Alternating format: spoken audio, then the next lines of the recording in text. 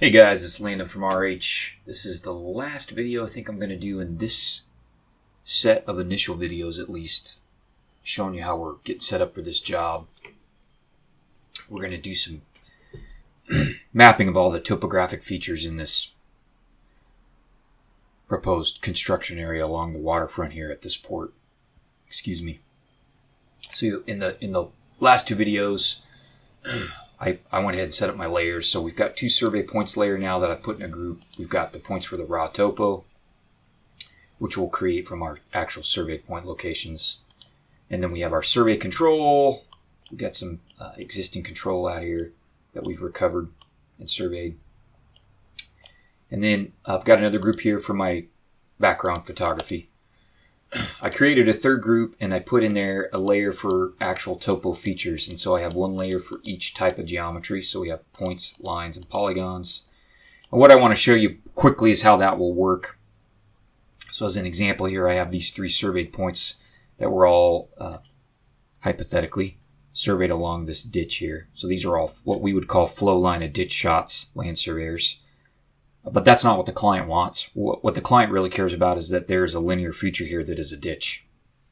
And so what we'll do, a lot of this will be done through automated line work, but some of it we may also do by hand. What we ultimately want is a linear feature here on the topo feature layer. So let me show you how that would work. So after we get all our point data in, we'll go ahead and say toggle editing. And we'll go ahead and draw our line feature here, point to point. And it's going to pop up and ask for the attributes. So let's just say this is drain for drainage dash 100 2333. That's our unique identifier. Category is drainage. Feature type is drainage ditch. We're not going to have a subtype. We'll have a photos path that links to our photos of the ditch. I don't have any notes on here. Our mapping status would be, let's say it's surveyed but not been attributed yet. I got some junk attributes. I'm having a GeoJSON bug. We'll have to fix that. So we'll hit OK.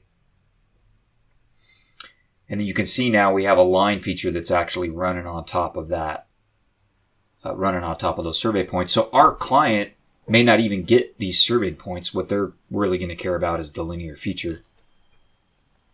So even if we are able to import, if we run line work and we import raw lines from our CAD file, probably a DXF, we'll still need to go in here and attribute it, assign it a, if you go in and look at those attributes.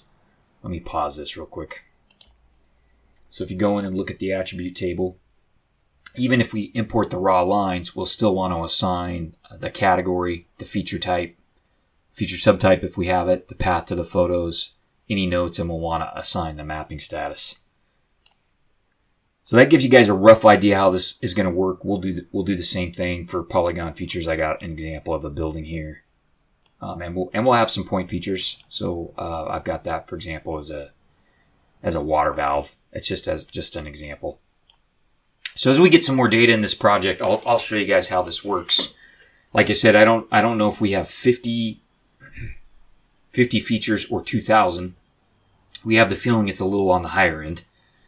So we'll have a lot to keep track of here. We want to make sure that we don't miss this. You got to remember, for every feature that we map in this ground survey area, we need the surveyed location, we need photos, and we need whatever other attribute data that we need to collect. That'll be different for each type of feature, but we'll want to collect that attribute data. And we're also going to have a CAD drawing that accompanies this. So probably what will happen is we'll get our points, we'll run line work like we would do on a normal topo, because we're going to have a CAD drawing deliverable as well. Then we'll export that. We'll export elements of that topo into QGIS, as we'll import DXFs, and then we'll do the actual attributing here in the QGIS project. And then this will also be a deliverable to the client. So they'll get our CAD drawing that their design engineer can use, but they'll also get this GIS deliverable with links to the photos. And yeah, it's going to be super cool. We're stoked about it. So I hope that set of videos helps. And, I don't know, in a couple weeks, 2 or 3 weeks, when we've got some data to look at, we'll do some more in this QGIS project, and I'll try and record that for you guys.